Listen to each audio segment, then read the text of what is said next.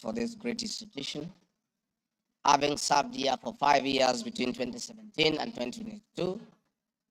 And I appear here in a very nostalgic moment that I'm back in the house where I stayed for 5 years, despite the fact that I've come under difficult circumstances. Mr. Speaker,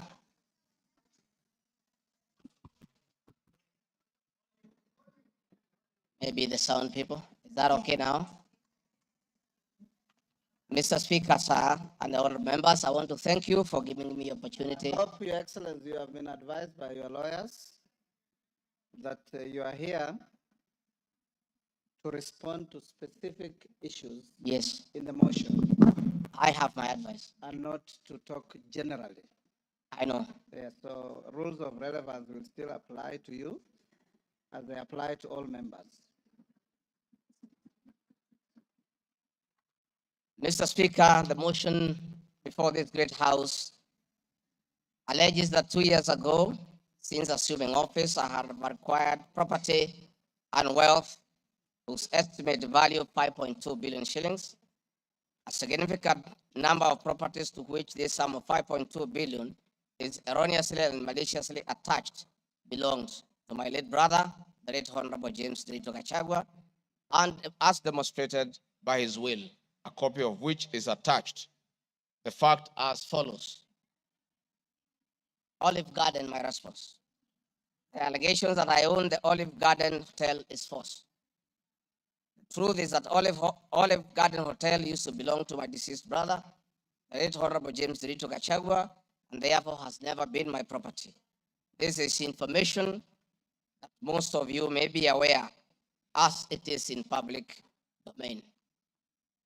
Upon his demise, my late brother left a will in which, in his recognition that I can take care of his family, he appointed me as one of the executors of his estate. In the said will, my late brother directed the hotel should be sold, among other properties, and proceeds distributed as per the will. I'm also listed as a beneficiary together with other persons named therein.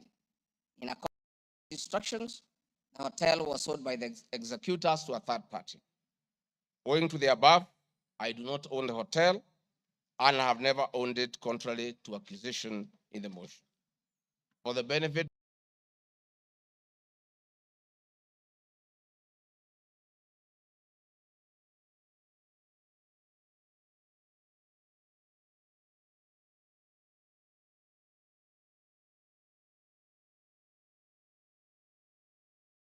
2022 and a transfer dated 5th October 2022 marked Annex RG6. Land parcel Ruguru Kiamariga 2023 in Madeira East constituency, which have originally constructed a helicopter landing facility. My response is, I do confirm that I own the above reference property, which has approximately 2.5 acres in size and which I have planted napier grass for my dairy cows. I purchased the land in the year 2023 for 3.5 million from farm proceeds coming from my dairy farm. I have read through the motion and there is no iota of evidence adduced of the impropriety in the way I acquired this small property. Finally, on this matter, I wish to confirm that there is no helicopter landing facility for this particular parcel on the motion. This part is also false. I attach a copy of the agreement for purchase of this property marked Annexure RG7. 40 acres of land purchased in Kakuret within Kabraine in Nyeri County. My response. I confirm that I own a property having bought it in 2015, a time when I was not a state officer. I had not even been elected as member of parliament from the Honorable Joroge Wainaina, member of parliament for Kenny, who is present in his house, or I'm not sure whether he's present. Therefore, this property I purchased 10 years ago and not 2 years ago during my tenure as deputy president, and as indicated in the motion, the allegation is false. I've read through the motion and there is no iota of evidence adduced of any impropriety in the way I acquired this property. For the benefit of this August House and the general public, I have annexed to this response copy of the agreement for sale and purchase of this property marked as Annexure RG8, 80 acres of land in Meru County. For the record, I wish to confirm that I do not, it continues to hold as security until I fully repay the loan. For the benefit of the August House and the general public, I have annexed to this response copies of the agreement of sale marked RG9 and a letter dated 15 July 2024 from Solution Circle Limited confirming that they financed the purchase of the property marked Annexure RG10. Dairy farm in Nyandarua County. My response is I do not have a dairy farm in Nyandarua County. Therefore, this allegation is false. The land in Nyandarua has no single animal. Companies. The motion alleges there are 22 companies owned by my family members and which have been used to massively launder money and conceal proceeds of crime, corruption, and benefit from influence peddling. My response is, therefore, does not trade. And honorable members, you are aware that by law, a foundation cannot be used to trade.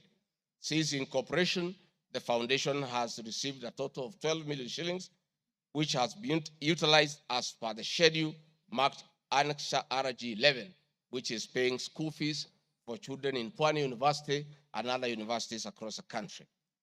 Dorcas Regarding Foundation, because she is not here to defend herself, this is a foundation founded by my wife, Pastor Dorcas, incorporated immediately we came into office as a non-profit making entity for the sole purpose of rehabilitation of drug addicts, widows, single mothers, and orphans. A brief write-up of this foundation, together with its achievements, is annexed herewith as Annexure RG12. It is in public domain that Pastor Dorcas have been around the country doing work of rehabilitating drug addicts and helping others who have challenges. There are many other companies that are here, but I don't, because this is a house of record, I don't want to bother the members of parliament of going through all of them. I want to probably only talk about Wamunyoro Investments Limited, named after my village in Wamunyoro. This company was incorporated 21 years ago before I became deputy president, and it's a company that holds family property. Mr. Speaker, sir, I've been accused of exerting influence on officials in the Ministry of Lands to issue an allotment letter to Wamunyoro Investments Limited and using the fraudulently acquired documents in support of a court case. My response, Mr. Speaker, sir, and honorable members, wish to confirm that Wamunyoro Investments Limited has never been issued with any letter of allotment for land in Embakasi. Wamunyoro Investments Limited purchased this land from a third party in the year 2012. The company's ownership of this property has been confirmed through two legal processes. One, a case was filed before the National Land Commission in the year 2016, adjudicated, and a determination was made that this property belongs to Wamunyoro Investments Limited.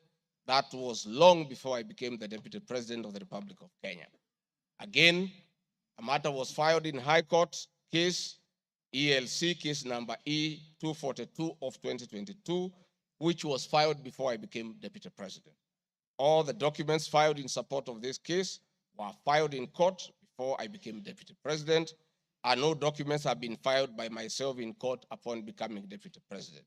This being the case, it is not true that I have used my office as Deputy President to manufacture documents filed in this matter. The High Court found that this land legally belongs to Wamunyoro Investment Limited and issued the appropriate direction. This matter has since been challenged in the Court of Appeal. I invite any honorable member who may want to be enjoined in this case to have the liberty to do so. Mr. Speaker, sir, I have been accused in the irregular procurement of mosquito nets at a cost of 3.7 billion. In response to paragraph 45 of ground 7 at page 23 and 42, paragraph 78 and ground 11 and page 36 37 or 42 of the impeachment motion, I wish to respond as follows. It is not true, as claimed in paragraph 3 of the witness affidavit of Andrew Mulwa, that I was involved in the KEMSA 3.7 billion irregular procurement of malaria nets, either directly or through proxy. Further, Shobika Impex Limited was not awarded the subject tender as the acting director of procurement, Dr. Justice Kinoti, by letter 5th May 2023, formally notified Shobika Impex Limited that its bid was unsuccessful because its tender security was not paginated and the tender was hence non-responsive. That is clear at paragraph 4 of the witness affidavit of Andrew Mulwa. He contradicts himself by claiming that on 11 July 2023, I pressured him to surrender the original bid board. Yet by the letter dated 5th May 2023, KEMSA had requested for collection of the original bid. Thus, there was no cause to pressure to be exerted on Mr. Mulwa for any other purpose.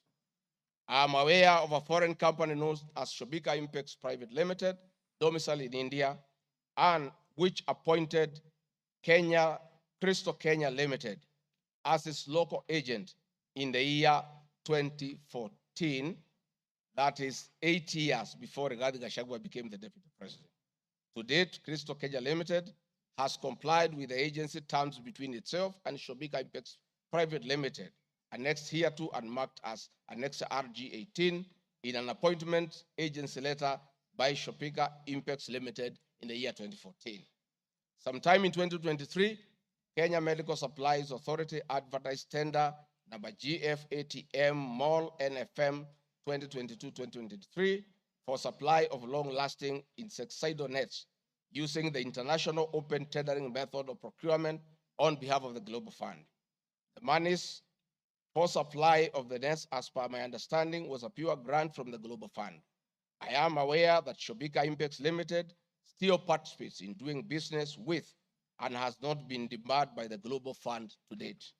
I believe being technically qualified to provide and deliver the goods subject of the tender document, having the financial ability to do so, and without their participation or assistance from Crystal Kenya Limited, Shobika Impex Private Limited independently participated and submitted in its bid in response to the subject tender pursuant to an invitation by KEMSA. Having not participated in the subject tender, Crystal Kenya Limited did not submit any of the documents in response to the subject tender. Specifically, Crystal Kenya Limited did not submit a bid board or tender security in its name in response to the subject tender. It is therefore not true that Crystal Kenya submitted a fake bid board with an intention to fraudulently acquire public property. It is also not true that with my sons, I used Crystal Kenya to massively launder money, conceal proceeds of crime, engage in corruption, and benefit from influence peddling. Subsequently, by the letter 5th May 2023, KEMSA notified Shobika Impex Limited that it was not successful because the tender security was not paginated and requested Shobika Impex Private Limited to collect its bid security from the procurement office immediately. Annexed here to and marked Annexure RG19 is a said letter by KEMSA dated 5th May 2023. However, EACC commenced investigations of the subject tender, and on conclusion of the investigation by EACC and the Senate on the subject tender, KEMSA CEO Terry Ramadhani, who had been suspended on this issue, was appointed Kenya's Deputy High Commissioner in New Delhi, India by President William Ruto. Thereafter, Crystal Kenya Limited, a Shobika Impex Limited agent in Kenya, followed up in the release of Shobika Impex Private Limited's bid board tender security on behalf of Shobika. Annexed here to and marked Annexure RG20 is an email from Shobika Impex Private Limited email addressed to Crystal Kenya Limited, together with a letter of even date confirming that Crystal Kenya Limited had authority to collect their bid board. KEMSA was mandated to immediately release the bid board tender security upon determining that Shobika Impex Private Limited was unsuccessful in the subject tender, and that is why they requested that the same be collected from his procurement office. KEMSA did so, as can be seen in its letter dated 11th July 2023, annexed here to and marked Annexure RG21 in the said letter by KEMSA dated 11th July 2023.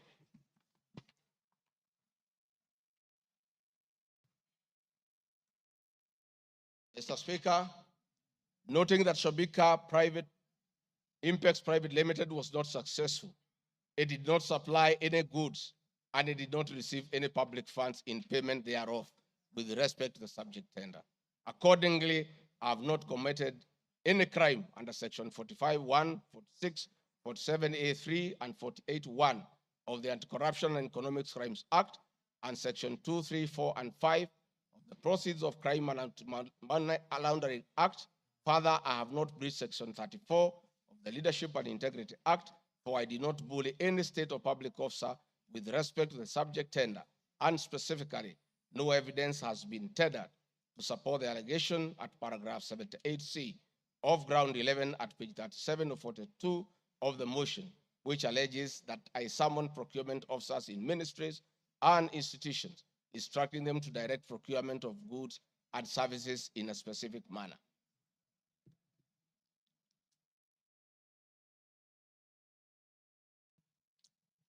I have been accused of unnecessary and expensive renovation of the official residence of the Deputy President in Karen and Mombasa.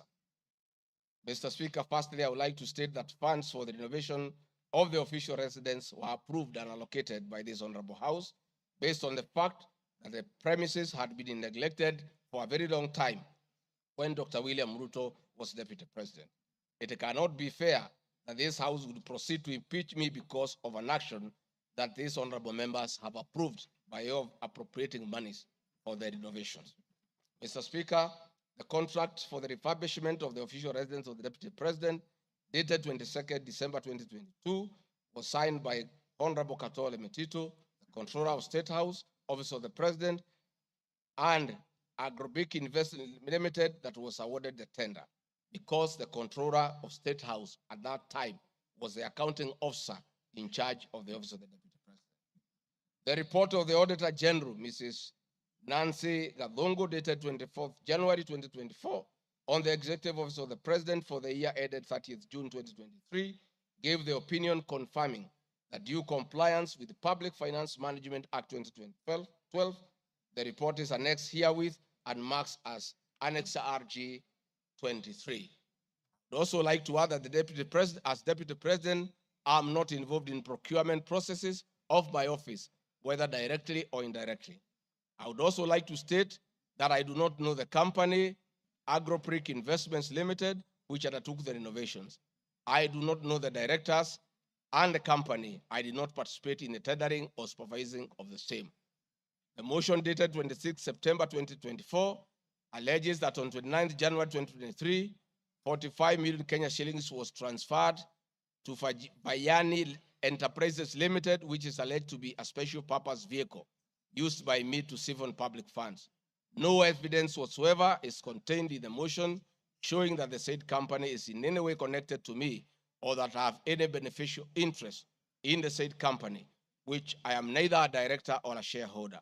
I categorically refute the allegation, which is false and unfounded. Mr. Speaker, I would also like to confirm that I'm not a director or a shareholder, directly or indirectly, of the company called Agrobrick Investments Limited, and I do not know its shareholders or its directors. Mr. Speaker, there's an allegation of dubiously acquiring substantial portion of the sum of 100 million paid to Lusona Events Limited. My response, Mr. Speaker, is just like in the above other matter. I have read the motion and I would like to state that there is no evidence that this company is linked to me. I wish to categorically state that I have no beneficial interest in the said company, and neither am I affiliated in any way the directors and shareholders of the said company. I'd also like to state that I'm not a director or a shareholder of the company and do not know its shareholders or its directors. I do not sit in a tendering committee. I am not the accounting officer of the Office of the Deputy President. I have also not had any complaints against the manner in which the company undertook the work. I am unable to confirm the allegations on funds withdrawn from the account of the company since I'm not a signatory to his account. I'm not associated with the company in any way whatsoever. Mr. Speaker, the motion dated 26 September 2024 claims that I'm reasonably suspected to be the principal beneficiary of the dubious transactions. However, Mr. Speaker, no evidence has been adduced or annexed to the motion to give credence to the allegations or suspicion. I categorically refute acquiring or benefiting from any funds paid to Lusona Events Limited, and therefore the allegation is false and unfounded. Mr. Speaker, I have been accused of siphoning money through St. Nicholas Rehabilitation and Industrial Training Institute Limited. My response, Mr. Speaker, is that the motion dated 26 September 2024 makes the claim that a payment of 21 million was made to a company called St. Nicholas Rehabilitation Center and Psychiatric Hospital. Then subsequently payment was made to Umalari Motors Limited. The motion claims that it is suspected that the entire transaction was used by me to siphon public funds and the payments typify money laundering transaction. I'm not a director or a shareholder of this company, and I've never received any payments from this company. Similarly, I'm not affiliated or related to the shareholders and directors of the two companies. No evidence has been annexed to the motion showing that I was a beneficiary of the funds paid as alleged. I wish to point out that I'm not the accounting officer in the office of the Deputy President, and I'm not aware that the payments made to this company by the office. The allegation is therefore false and unfounded. Mr. Speaker, there is an accusation of alleged sensational but false accusations against the Honorable Lady Justice Esther Minor. My response, Mr. Speaker, it is alleged in the special notice motion on ground 4 on page 14 at a gross violation of the Constitution that I publicly attacked the Honorable Lady Justice Esther Minor and forcefully threatened to bring action against her. First, Article 160, Sub-Article 5 of the Constitution provides that the judge cannot be found liable in a court of law for actions taken in good faith in lawful performance of their work. This provision is not a bar on freedom of expression guaranteed at Article 33 of the Constitution, nor a bar of the right to seek redress for legal wrongs simply because a wrong is committed by a judge. The exit multiple legal fora in which to take action against a judge for any actions that are not lawful. My statements were protected speech consequent to a decision by the learned judge in a matter involving my personal assets, which I disagreed with and found to be wholly unfair. The matter having been concluded at that stage, my criticism of the decision was not sub judice, nor in any manner prohibited by law. While I respected the ruling of the learned judge, I was in absolute disagreement with it. Contrary to the assertions in the special motion, I did not falsely threaten to bring action against the learned judge. I took actual legal action available to every citizen of Kenya under Article 160B, subsection 2 of the Constitution, which allows any person to petition the Judicial Service Commission for removal of any judge and filed a legal complaint before the Judicial Service Commission, JSC, in March 2024. The complaint being live before JSC, discussion of the conduct of the learned judge in the said manner here would be sub judice. A copy of the complaint is annexed herewith and marked Annexure RG24.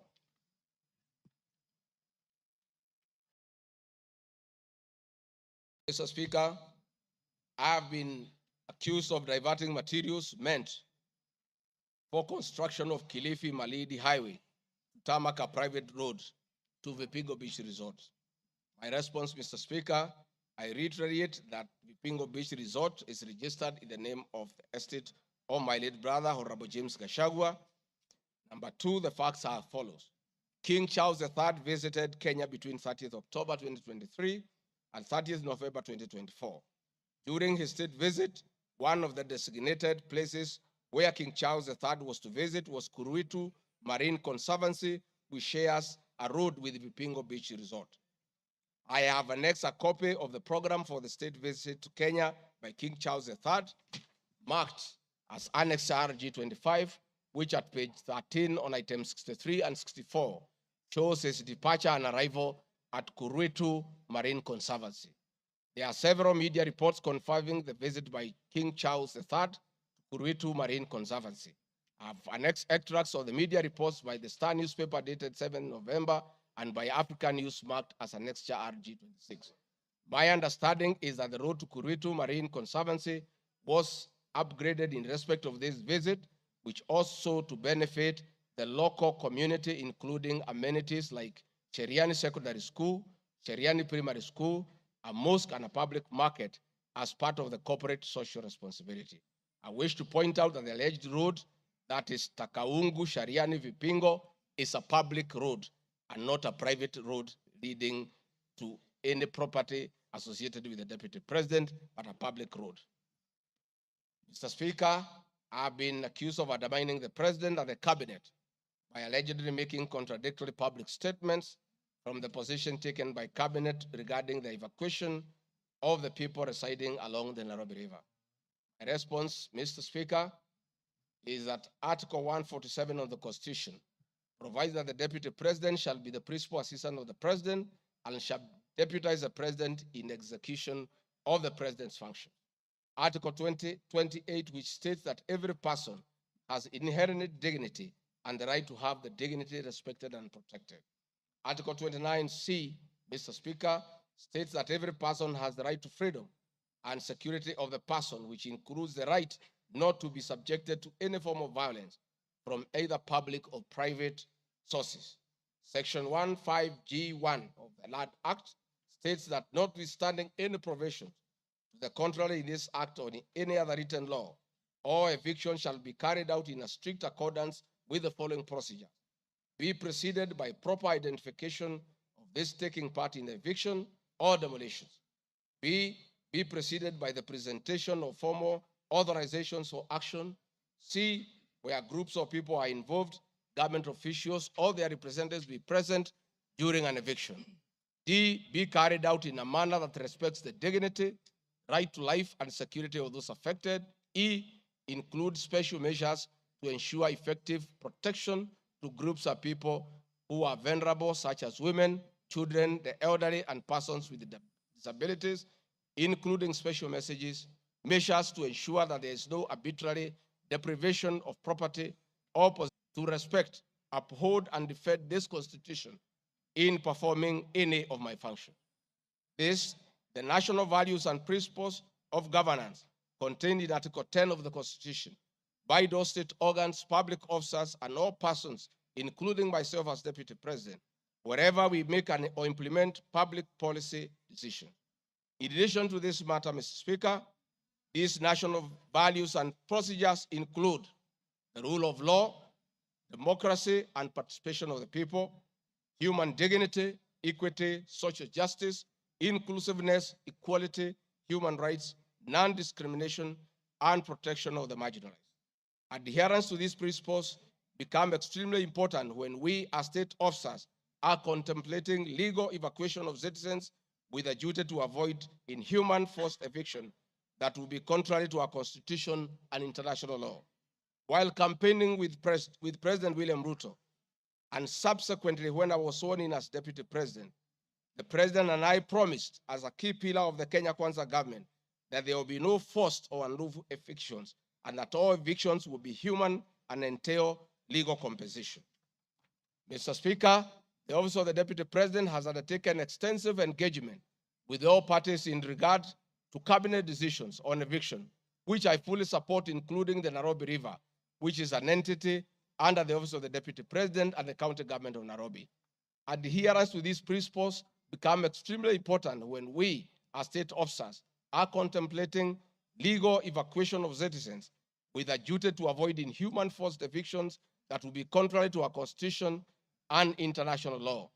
Guideline number 6 of the United Nations General Assembly guidelines for the implementation of the rights to adequate housing prohibits forced evictions and that the state should ensure that any eviction under domestic law are fully compliant with international law. The guidelines further require meaningful engagement with communities to ensure that the rights of residents are implemented cooperatively without the need for eviction procedures or police enforcement.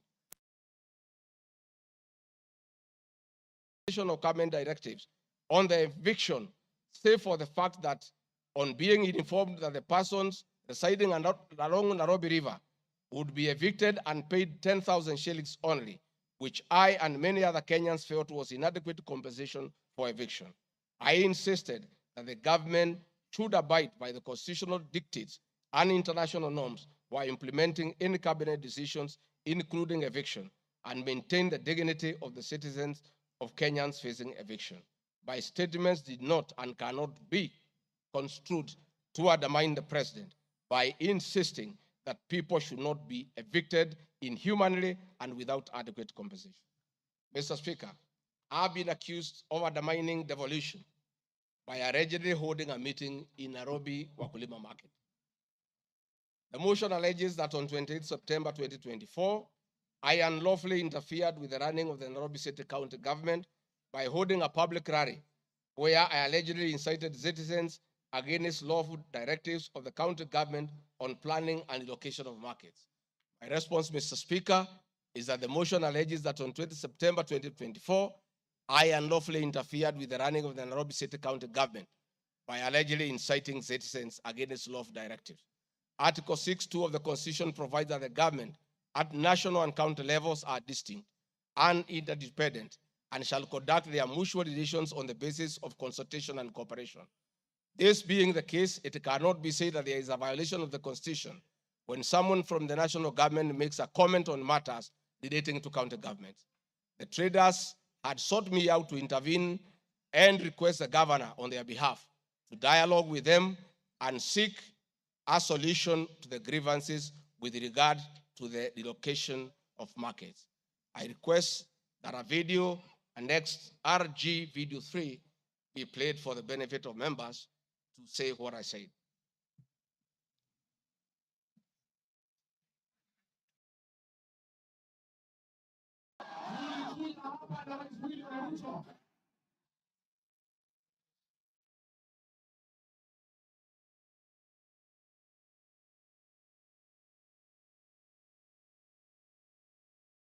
Please play the video for us.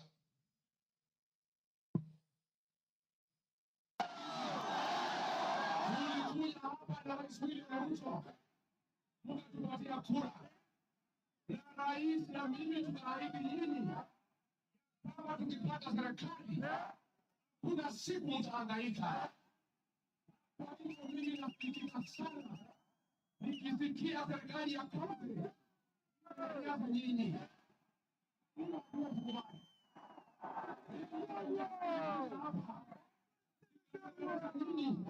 Nikamwambia mpatie gavana nafasi. Bwana wetu Sakata tukakubaliana kwamba akiwa gavana wa Nairobi, William Ruto akiweko, roho wake, wafanyabiashara wetu watapata nafasi ya kufanya kazi. Na mimi nataka kuomba kwa heshima, wale wote ambaye tumepatiwa nafasi ya uongozi na Wakenya, kwamba tulipata nafasi ya kuongoza kupitia kwa kura ya wananchi. Tukumbuke ya kwamba wakubwa wetu, wadosi wetu ni Wakenya. Na hakuna siku tutaweza geuka Wakenya. Tupatie nafasi ya uongozi. Si nyinyi mlituandika kazi? Kwa hivyo mimi niseme, niliuliza gavana mketi chini, kuwe na mazungumzo, kuwe na maelewano. Watu ni wananchi, na wananchi ni watu ya kusikizwa. Niko hapa kumhakikishia ya kwamba nimemuuliza gavana kwa heshima, na mimi sina kiburi. Mimi namuomba akiwa kiongozi wetu hapa Nairobi, asikuwe mtu ya kugeuka watu walimchagua.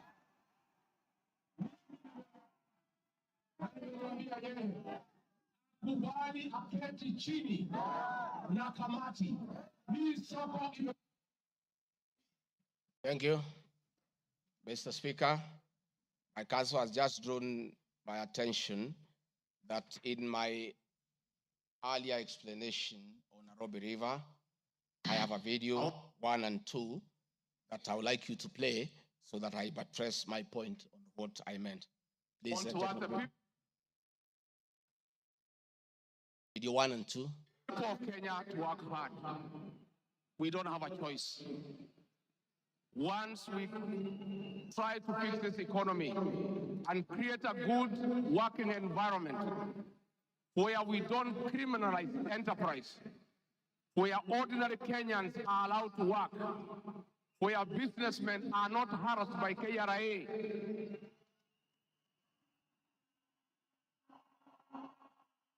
where food belonging to the people of Kenya will never again be touched by overzealous public servants.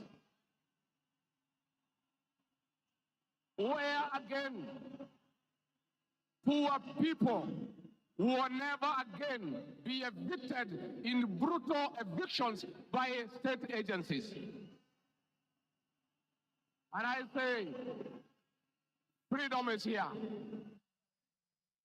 Now, the number of fatalities from the ongoing forcible eviction by the government has risen to 3, with another tragic loss in Mathare on Monday. An 18-year-old boy died as a bulldozer brought down a church in the area just moments after President William Ruto left. The young man, who was assisting in salvaging the church's belongings, became a casualty of the demolition. Earlier on Saturday, 2 individuals lost their lives in Mukuru kwa Ruben during a similar eviction exercise. Ben Kirui reports. Monday evening, the ongoing forcible evictions in flood-prone areas tragically ended yet another life. The 18-year-old Ian Otieno lost his life in Mathare moments after President William Ruto left the area where he had been assessing the effects of floods. Bulldozers descended on homes near riverbanks, flattening structures marked for demolition. Winnie Makinda, Ian's mother, struggled to comprehend the loss of her son, a candidate in this year's KCSE. Wakaambia mtu atingatinga usiangushe hiyo kuta. Kuna hapo ndani kuna watoto wa watu. Wacha kuangusha hapo ndani kuna watoto wa watu. Akaambia wamama waache kumpigia kelele. Reports indicate that Ian Otieno was trying to salvage church properties when the bulldozer brought down the wall, leading to his sudden demise. Driver wa tingatinga vile tu alianza kubomoa hata mara ya kwanza huko mbele, alikuwa tu anakani kama hata watu wakimwambia ngojea watu watoe vitu hataki kusikia. Nilichimba hivi, mtoto wangu alikuwa anataka kutoroka, sawa. Unasikia alishika mtoto wangu na hiyo kitu hapa. Mtoto wangu akienda hivi, mtoto wangu ana hii. His death led to demonstrations by residents, prompting police intervention. The law enforcers lobbed tear gas canisters to disperse the rioting residents. Watu wakachukua mwili tena tuonyeshe maskari yenyewe wametulia mtoto. Maskari kutuona kwa gate wakaanza kutoa gun. Wakaanza kulipua shoot. Residents insist they will comply with government orders to vacate houses along riparian lands only if provided with alternative housing solutions. Saturday's demolitions in Mukuru kwa Ruben claimed 2 lives and injured 3 others, sparking outrage among residents who blamed the government for forcible evictions despite many not yet being relocated. Last week, the government mandated the evacuation of all residents from risky areas within 48 hours, including those near dams, those in areas prone to mudslides, and Kenyans residing on riparian lands. Ben Kirui, Citizen TV, Nairobi. Hakuna tena mambo ya eviction katika Nairobi. Kama kutakuwa na maneno, ni maneno ya relocation ambayo itakuwa ni kwa utaratibu, bila ya mwananchi kuvunjiwa nyumba. Huwezi kutoka nyumbani alafu unarudi jioni unakuta masufuria barabarani na blanketi sijui imekaa wapi. That one will not happen again. We want to make sure that we are an orderly, humane society that respects the right of everybody, irrespective of who they are or irrespective of their financial status. We are all equal before the Constitution. Tumekubaliana watu wa Nairobi? Vijana tumekubaliana? Thank you, Mr. Speaker. That was President William Ruto talking the same language as his deputy, that brutal and forceful evictions have no place under this administration. We have seen a video of brutal eviction. We have seen young children crying in tears. The Deputy President is being accused of undermining his boss by just doing what his boss said, that we should never forcibly, brutally evict the people of Kenya. Mr. Speaker, the leadership of Nairobi business traders approached me sometime in March 2024 at the official residence to discuss multiple issues affecting business and requested engagement in the solution and intervention on this issue.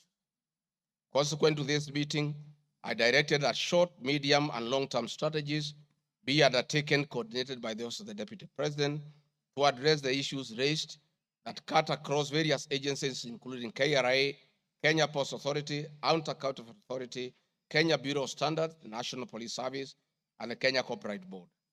On 11th April 2024, the Small Traders and Government Agencies Technical Committee, coordinated by my office, held a meeting to discuss issues raised by the small traders, including Muthurwa Market, attended by the Office of the Deputy President staff, in a supportive role in keeping with the draft framework of cooperation and engagement between the government, the Nairobi City County government, and Nairobi business traders. Subsequent this, Mr. Speaker, is clear that my office have been having meetings with the governor of Nairobi on various matters affecting the people of Nairobi, and hence the Deputy President cannot be accused of undermining devolution. Mr. Speaker, I've been accused of undermining devolution by allegedly holding meetings to fight alcohol. I'm sorry, Mr. Speaker, if the House took it that I say the House is a theater of the absurd.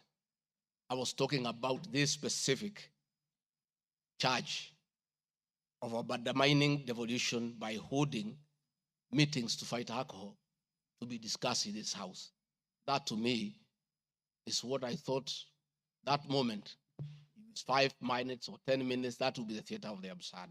I did not attribute in any way by trying to demean this House that I sat for 5 years, by calling it the theater of the absurd. But this particular charge, Mr. Speaker, drug and alcohol problem in Kenya has been on the increase, and many of our youth have become addicted to alcohol and their lives destroyed because it causes them to drop out of school and start engaging in petty crime to look for money to buy alcohol.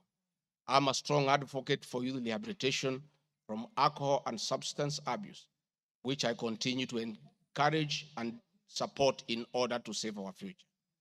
With regard to alcohol control and regulation, I wish to state that I have held several meetings with the governors in Meru, Chuka, in Mombasa, in Nakuru, in Nyeri, and the efforts that President William Ruto asked me to lead in eradication of illicit brew has been very successful, and we have been working with governors and county assemblies who have been developing legislation on the control of licensing of alcoholic drinks. If there is one program that has had the best working relationship between county governments and the national government, it is this particular program. I'm a bit emotive about illicit alcohol because I lost my brothers. One who was a medical doctor to alcohol, another who was a farmer to alcohol. I take it passionately. I don't know who complained about this particular charge. I have not seen any evidence of any complaint, and I have not had any person in Kenya complaining that the Deputy President is undermining with the devolution by leading the war on illicit brews and drug abuse. Whatever this House decides tonight, and the other subsequent House, whatever happens to Rigathi Gachagua, whether he's in or out of office, this war must continue, must be won for the sake of our children. I want us to watch video number 4, RG4. Leaders, those of us who have been elected, Madam Waiguru, Governor Kahiga, Badrisha, Kangata, Wamatangi, what shall we tell our people? Where are we? What shall we tell the people who elected us? When we meet them, what shall we tell them? When our children got wiped out by alcohol and drugs, where are we? We'll have nothing to say. Dede Nyoro, Kimani Ichung'wa, Marenge, mtaambia watu nini? Mukami, mtaambia watu nini? So please, this forum here today, let us be open and candid. Speak from your heart. Let us know what ails us. What is it must we do? We have the support of the president and he's waiting. He has told me by 7 p.m. today, he wants a report. He cannot accept the situation. He cannot. Neither can I. None of you should accept this situation. It is not right. It is not fair. It is not acceptable. We must deal with it as leaders. And we are here, we are all leaders. As an OCS, you are a leader.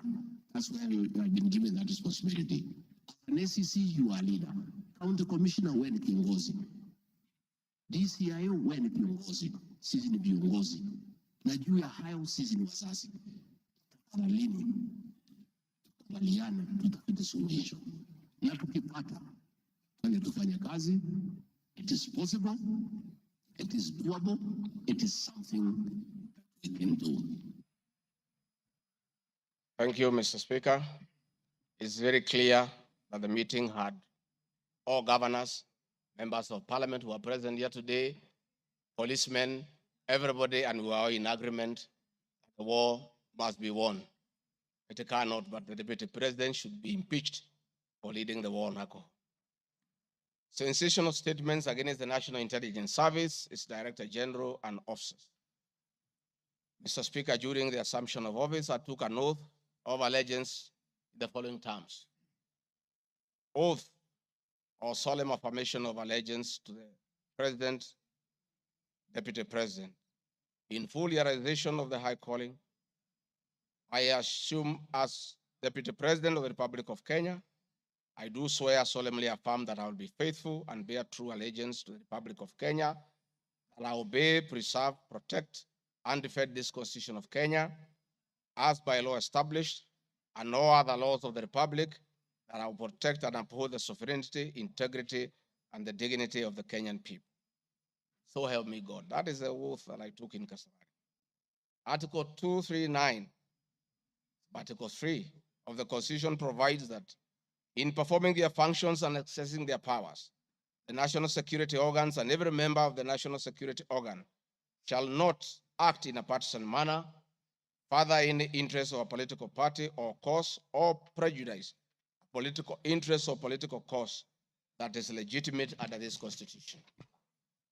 Article 239, Subarticle 5 of the Constitution provides the national security organs are subordinate to civilian authority.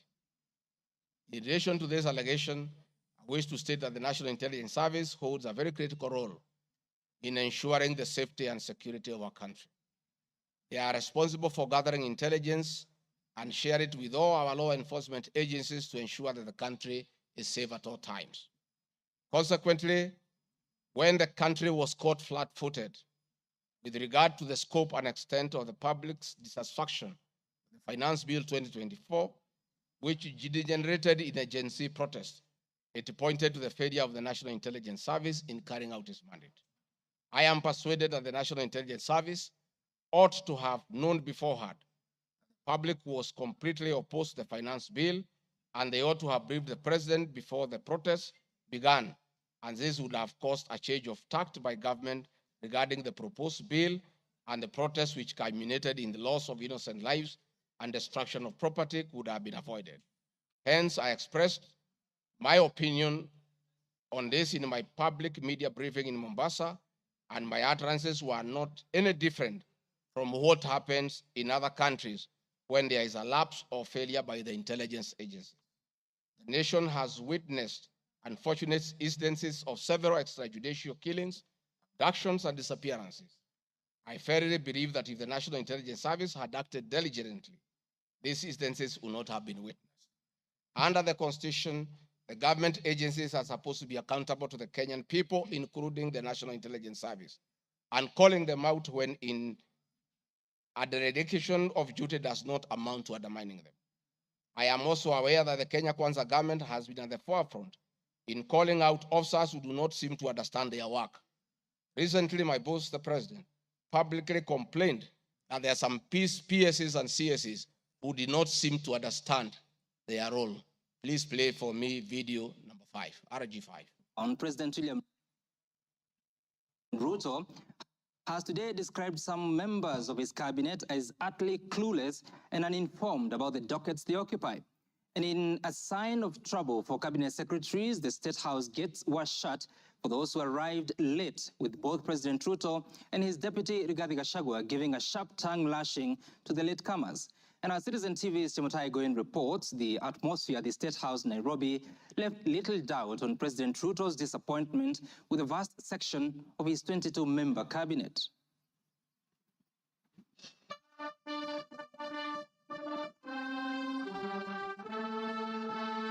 A cold morning in Nairobi, but the seats on the State House grounds came ultra-heated, particularly for cabinet secretaries. The cabinet members came here to sign performance contracts, but the oral appraisal of the day spurred anything between trouble and outright doom. If you cannot keep time with your employer, you have basically dismissed yourself. I mean, it's just as simple as that. So, for those who came late, who are members of the executive, I will be expecting a written explanation, and it should not include matters of traffic. Punctuality was at issue, with some cabinet secretaries being locked out of State House for lateness. And from the podium, the president and his senior lieutenants were unforgiving. Niona watu wale wamechelewa, nikaona rais unaniona nimemjua. Nikaona uso yake nikajua hapa kimeumana. Sababu leo ni siku ya performance contract. Ile siku muhimu sana ya kuja kuweka. Na wewe umefika pale, rais amekaa. Tayari amekaa na ndiye rais wa Jamhuri ya Kenya. Wewe umechelewa ukiwa kuona nani? Who else have you gone to see? One of the things we need to learn in our performance contract is to beat the traffic. For the 19 cabinet secretaries present, the atmosphere at State House progressed from bad to worse as President Ruto and his deputy Rigathi Gachagua issued a blistering assessment of the performance of the cabinet members. Many of you, the people I speak to, don't even know what is going on in your ministries or departments. You have very scanty information. The moment I know more than you in your ministry, then you must begin to understand that something is very wrong.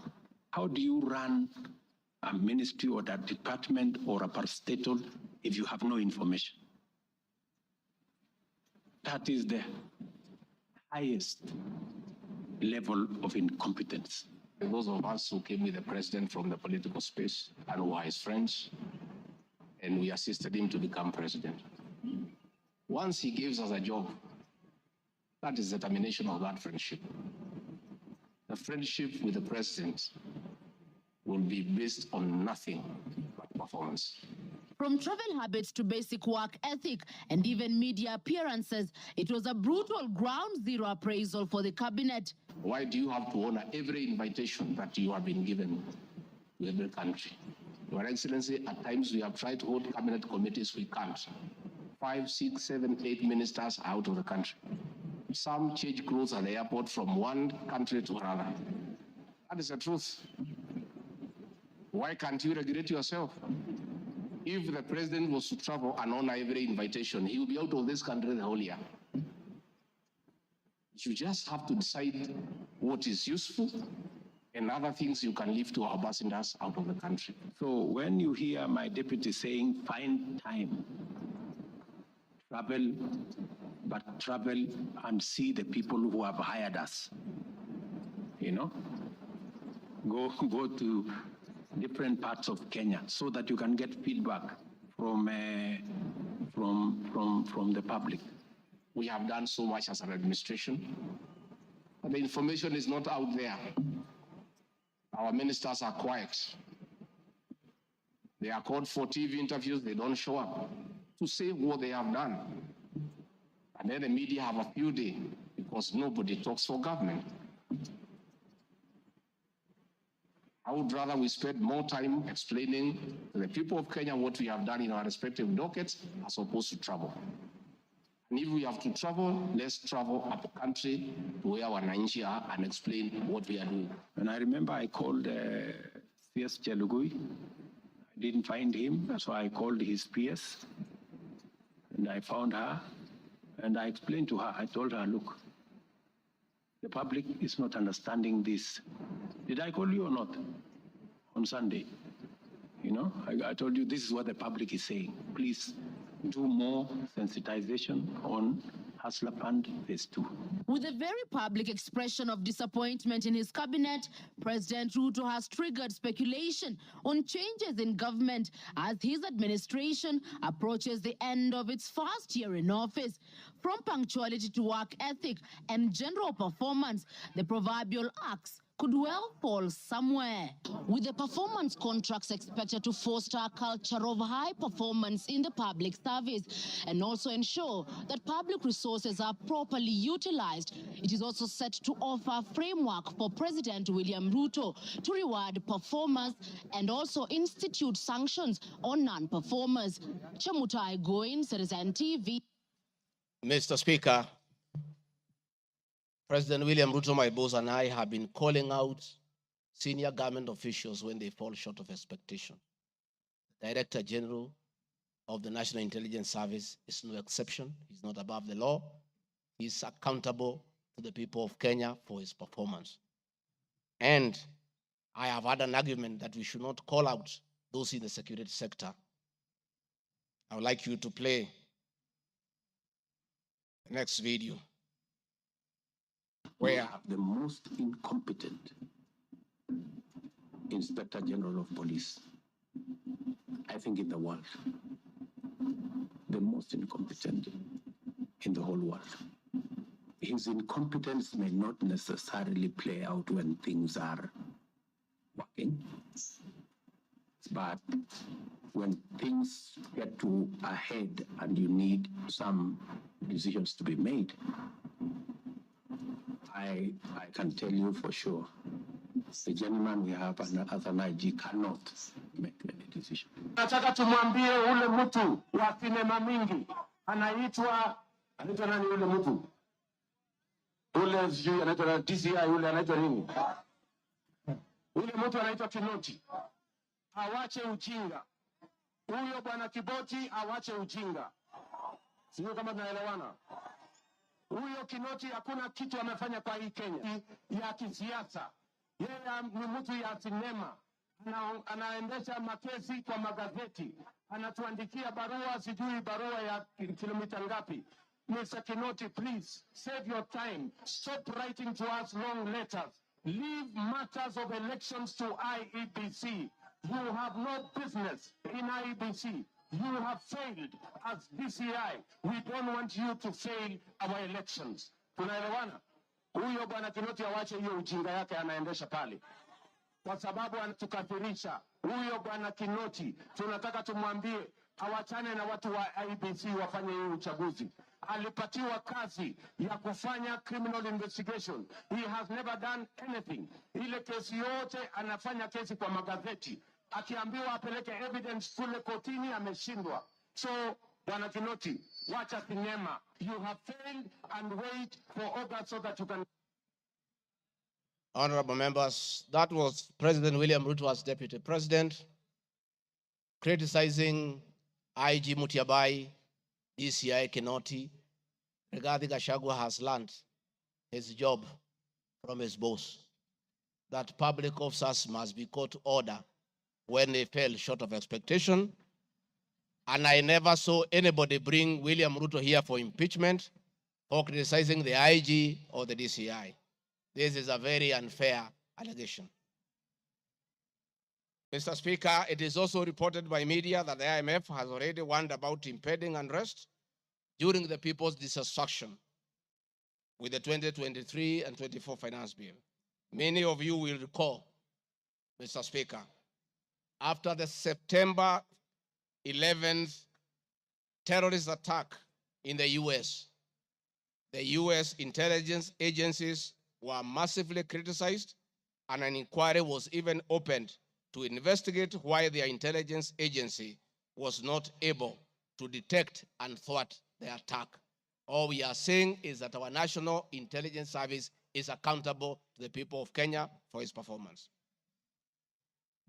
Mr. Speaker, conniving with cartels in the tea sector to block KTDA from implementing guaranteed minimum return, Mr. Speaker, I am here to see a shred of evidence to that effect, and I have nothing to say. I have seen an allegation that we have not been able to do coffee reforms, Mr. Speaker, out of my work, coordinating coffee reforms. The Cooperative Bill 2023 and the Coffee Bill 2023 is before this House. I request this House, after these impeachment proceedings, to embark on those two bills so that the coffee farmers can realize the full benefit of the coffee reforms that we have initiated. There is another allegation that I have taken control of a local cooperative society in Madeira constituency. I don't know the name of that constituency, of that cooperative. It is false. I am here to see any evidence. I have nothing to say because there is nothing to be said. On the issue of shareholding, which I think members are interested in listening to, I listened to you this morning, and it was quite emotive. By virtue of provisions of the third schedule of the Political Parties Act, the constituent parties of the Kenya Kwanza coalition entered into various agreements, which were deposited with the Speaker of the National Assembly and the Speaker of the Senate for purposes of Article 108 of the Constitution of Kenya. The following were members: UDA, ANC, Ford Kenya, PA, Farmers Party, Chama cha Kazi, Communist Party, Economic Freedom Party, Service Party, Tujibebe wa Kenya Party, Umoja na Maendeleo Party of Kenya, and the Democratic Party of Kenya. In accordance with the provision of Clause 3, Schedule 3, a power sharing agreement and development agenda for the certain regions of Kenya, I attach copies of these agreements, RG32. All those agreements talked about specific regions. The leaders who appended their signatures canvassed issues of appointments to do with specific regions. Power sharing agreement between UDA and ANC and Ford Kenya, for example, say that the UDA would nominate the coalition president, the presidential and deputy presidential candidates that was honored.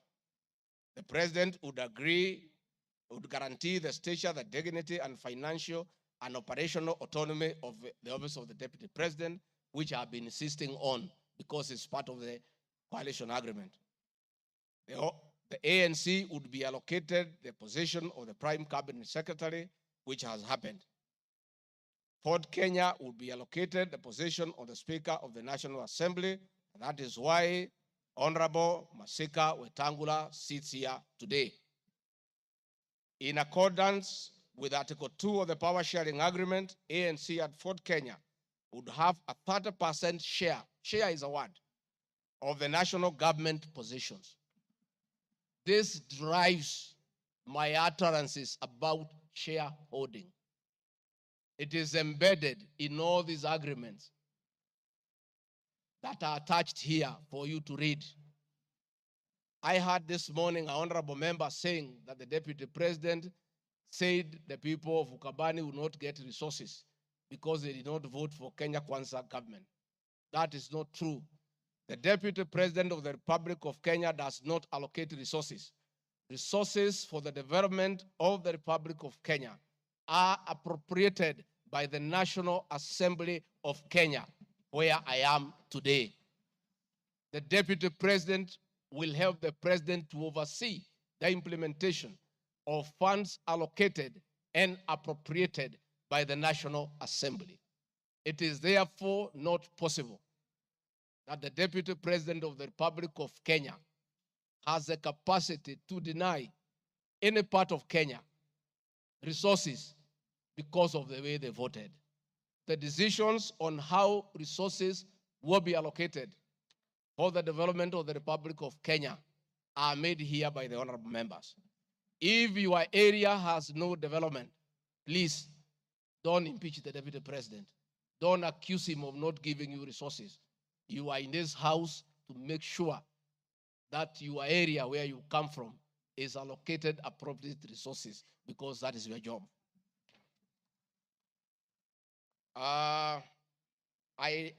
The agreements are attached, therefore I don't want to go into them. Let me say my speeches on the shareholder issue were informed by the foresaid power sharing covenants, which are founded on law, having been deposited with the registrar of political parties, and lessons learned from the well-known disputed 202 NAC power sharing agreement. Further, sharing agreements are a feature of government formation in all democracies in the world that provide for the formation. My pronouncements on the issue, properly understood, are not only anchored in law, but entirely harmless and incapable of being construed as a basis for ethnic animosity, a danger to national cohesion, or a threat to national unity. On the contrary, coalition building has been one of the most important innovations since the disputed 2007 elections in ensuring stability, equitable sharing of political power, national cohesion, and fostering of national unity. Indeed, Kenya Kwanza main opponent in 2022 general election, Azimio la Umoja Coalition, One Kenya Coalition Party, was a political party consisting of 25 political parties who also executed a power sharing agreement based on shares. I'm also aware that the Jubilee Coalition that executed a 50-50 power sharing agreement between TNA party and URP party for 2013 general election.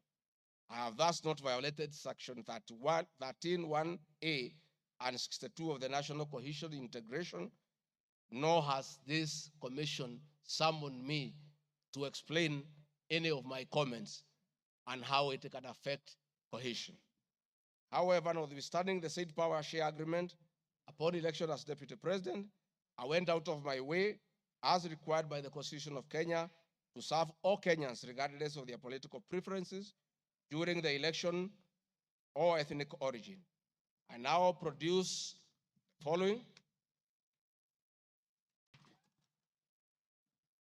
video showing some of my speeches all over the country as marked RG Video 7.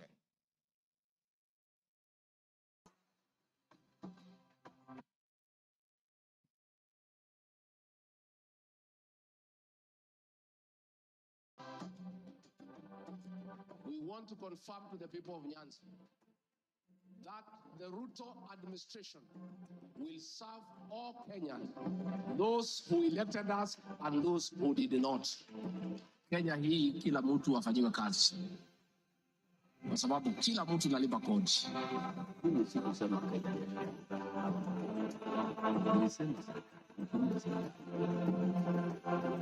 Wale wanakusudia unatakiwa uweke wengi wale wanakuelewa. Mimi nimetembea Kenya. Mnasema nilikuwa Mombasa, hii hapa mlima. Mimi nilikuwa Wajir, hii hapa mlima. Nilikuwa Garissa, hii hapa mlima. Nilikuwa Mount Elgon. Nandi nimekuja karibu mara 10. Eldoret nimekuja karibu mara 6. Kericho nimekuja mara 4.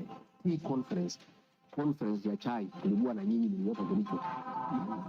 For now, hati yetu tunaendelea.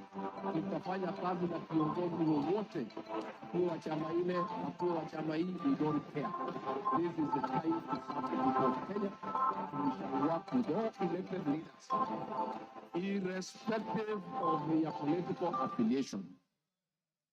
Mr. Speaker, copies of documents demonstrating my efforts within the mandate allocated to me by the President to address security issues and economic equalization programs and policy in historically marginalized areas is Annex RG33.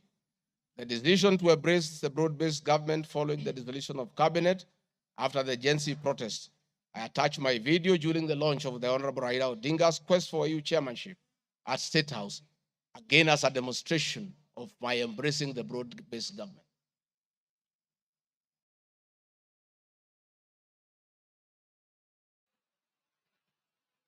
Your Excellency, Dr. William Ruto, President of the Republic of Kenya and Commander-in-Chief of the Defense Forces, Your Excellencies, Heads of States and Government present, Your Excellencies, Ambassadors and High Commissioners and members of the Diplomatic Corps, Heads of Delegations, Members of Parliament, and all dignitaries present, good morning. Your Excellency, let me say this is a great moment for our country. What a day, what a moment. We are here, Your Excellency, as a country to unveil Kenya's finest to go and lead Africa. It's a proud moment for this country. And I want to say, Your Excellency, the people of Kenya have been united to a man by the candidature of the Right Honorable Raila Odinga to be the chairperson of the African Union Commission. This is a quest that has brought pride to our nation. And I would like to tell the leaders here from Africa and the representatives that as a country, as we present the Honorable Raila Odinga to be our candidate, it is because Africa, our motherland, deserves the best.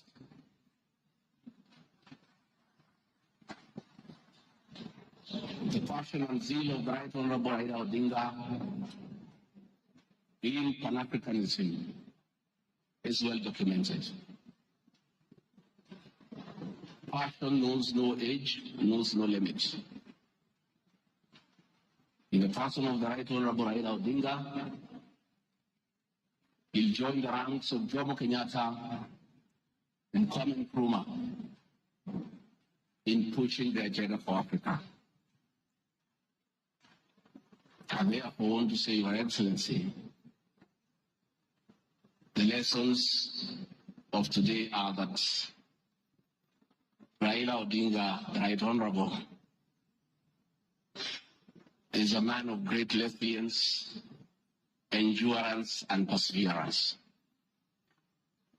Today, you are going to unveil the transformation of the Right Honorable Odinga from a national leader to an African statesman. And for us in leadership, we have learned great lessons of resilience, endurance, and perseverance. Somebody may ask, why is Gachagua, who has before had issues with the leadership of Raila, as a truthful man, had nothing against him. It's only that we were competing for the same position between him and my boss. Now that he's going for a bigger seat in Africa, all of us, from the president, I, and the rest of Kenya, are behind him. And the Right Honorable Raila Odinga, as a man who listens to the ground, let me confirm to you, I've listened to the ground, and all Kenyans across the political divide, across communities, are in support of your candidature, and we wish you well. Before I call Your Excellency, let me acknowledge the place of family, not just in our lives, but in leadership moment for the Right Honorable Raila Odinga. It's appropriate that I acknowledge on behalf of the country the role Mama Ida Odinga has played in the life of this great son of this land. Mama Ida Odinga, we salute you as a country for having been a very strong pillar to your husband. In very difficult times, in his lowest moments, you have always been there for him. We ask families to support their spouses.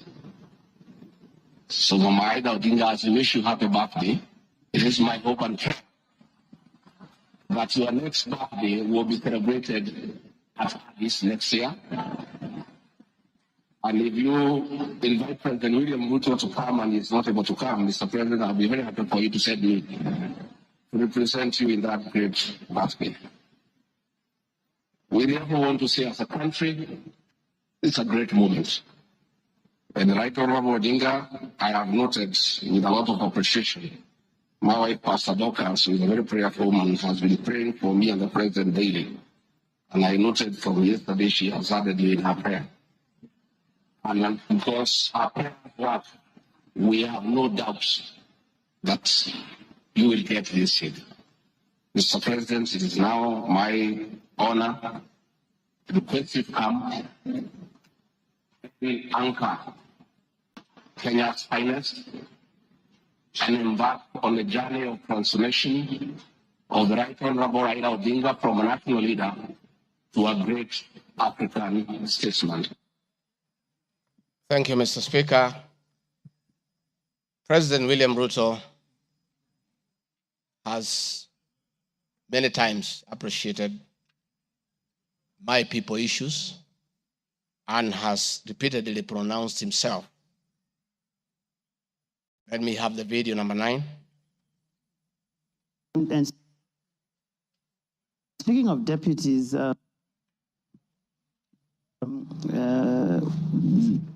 you have in the last few weeks named Mr. Rigathi Gachagua as your deputy. There's been quite a debate, and I'm sure you know that, around running mates in this country. Perhaps this would be a great time to shed light on why you settled on this gentleman. Rigathi Gachagua is somebody I have known. Rigathi Gachagua is a very passionate leader. Rigathi Gachagua is a people's person. He speaks about the things that I speak about. He speaks about ordinary people. He's concerned about matters to do with farmers.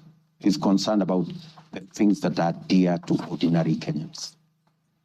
And the nexus between me and Rigathi Gachagua is the people. He believes in bottom-up I do. And thank you very much. Speaking of deputies, thank you very much, Mr. Speaker. In addition, and almost in conclusion, I am not the only leader at the national level who has encouraged unity among Kenyans based on shared regional, geographical, and economic and other factors. I have attached several articles. Luya unit is not optional. Moses Wetangula. Ruto puts case for Gema College in unity.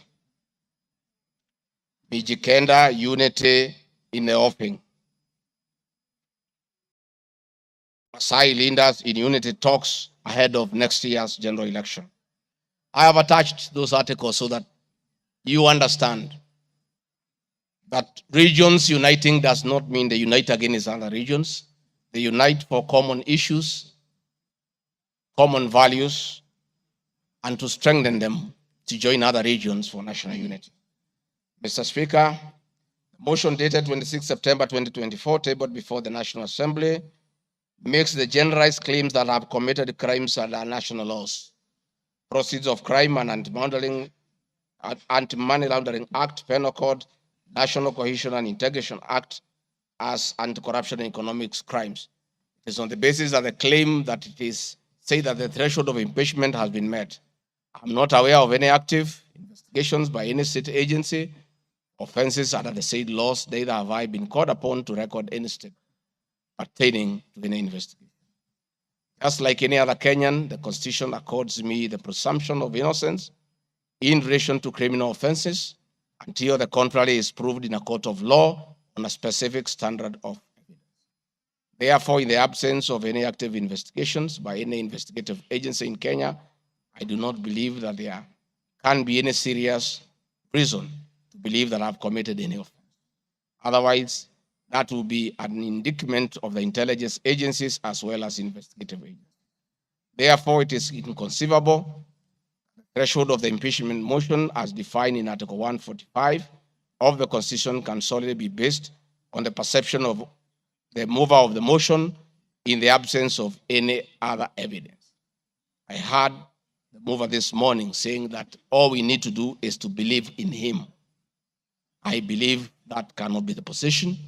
We need actual evidence. It is the net effect of the impeachment of this basis of allegations of criminal offenses.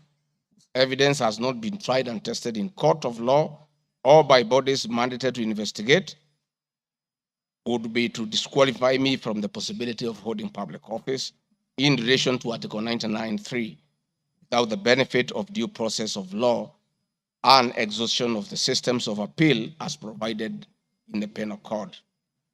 Mr. Speaker, I do not wish to respond to the issues I had this morning that are outside the motion.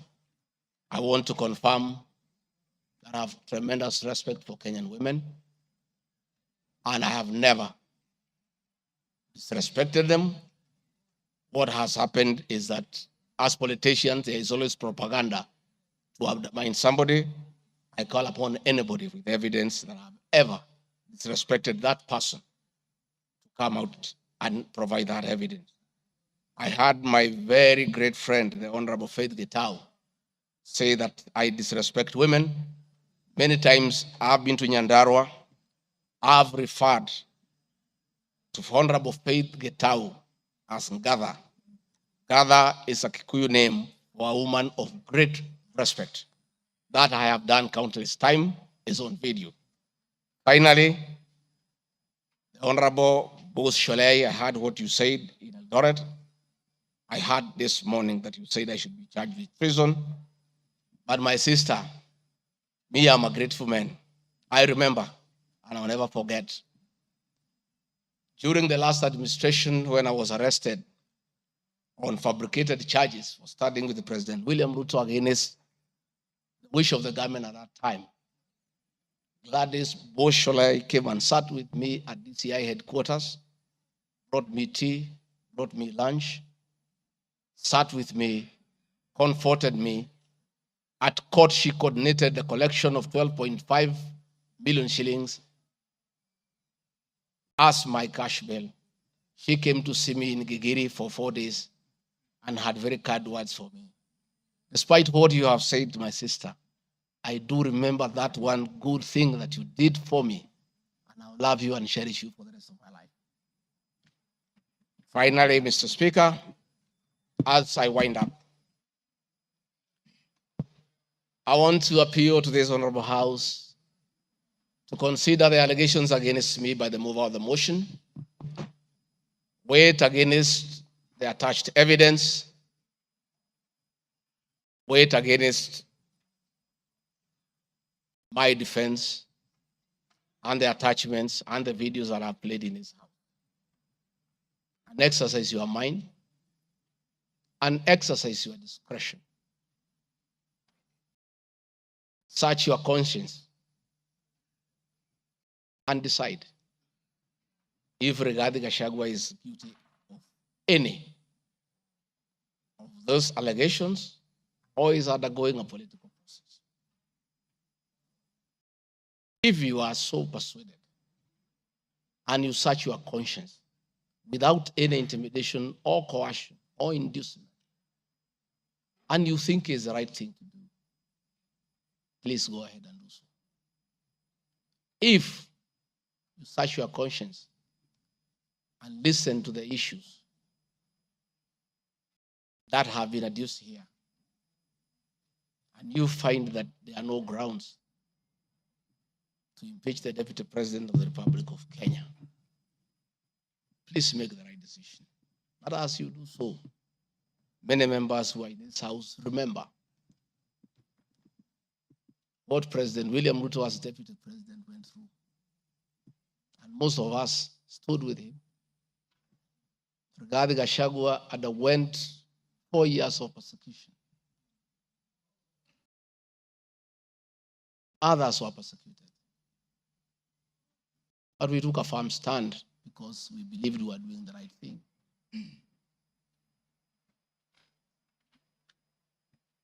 His family underwent humiliation. His friends underwent humiliation. He was a haunted man. And on Inauguration Day, he pronounced himself that freedom is here. Again, under the new administration, the same Rigathi Gachagua, who underwent humiliation and persecution, finds himself in the same space under that administration that he fought for. Try, look, reflect, and apply your conscience and make the right decision. Mr. Speaker of the House, I want to thank you for granting me this opportunity. And my address last night was not in any way meant to disrespect the House. Despite, Mr. Speaker, you having ruled that the matter should not be taken out of the House, it was being discussed in every TV station, in every meeting across Kenya. And Kenyans did not have a chance to also hear my side of the story. So I decided, since the accusations against me were everywhere in the country, the people of Kenya, and more so those who voted for me and President William Ruto, deserved also to hear my side of the story. I have tremendous respect for the National Assembly and your ability and capacity to make the right decision. Mr. Speaker, I want to thank you. Asanteni sana. Thank you very much, Deputy President. Thank you very much, Deputy President. I'm sure your fears that you'll not be heard fairly have been allayed. You've been heard in absolute silence. You've been heard with total decorum from the House. And members, I salute you for the display of your legislative maturity in giving an opportunity to a subject to a motion in the person of the Deputy President to be heard. What is it, Rosa? The proceedings are still going on. Who is praying? Yes, Senior Counsel. These proceedings are still going on. Yes, indeed. Mr. Speaker, this is a House of Record, and I had wanted to rise under Standing Order 65, 67A, and 67B. Two of those points you've already covered, Mr. Speaker. It is important that the record reflects that although the standing orders do not require that we listen to the witness in silence, indeed we did. Yes, absolutely. Secondly, that there was compliance with the Standing Order 67B2 in giving the witness a maximum of 2 hours. But there's a third one, Mr. Speaker, which I think should go on record.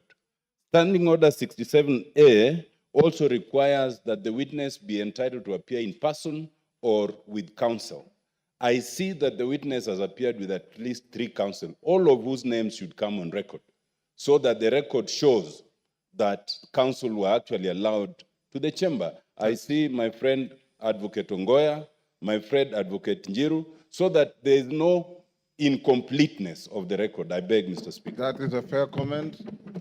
Counsel for the Deputy President, without making any unhelpful speeches, just put your names on record. I'm sure you have a team leader. The team leader will introduce himself and introduce his accompanying colleagues. Ongaya. Thank you so much, Mr. Speaker, sir, and thank you so much, honorable members. The team representing the Honorable Rigathi Gachagua, the Deputy President in these proceedings, is as follows.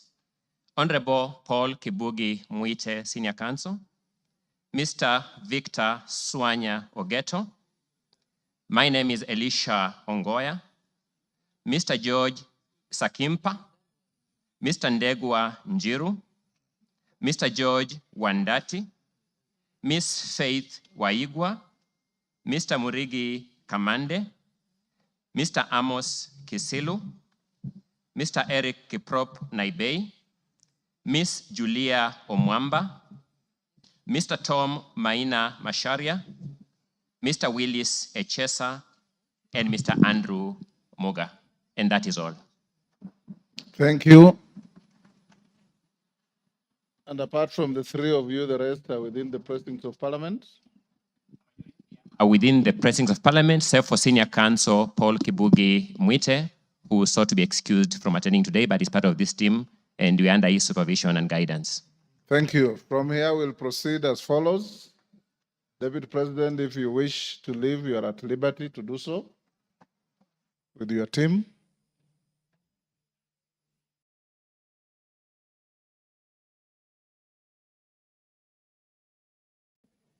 Na mwengi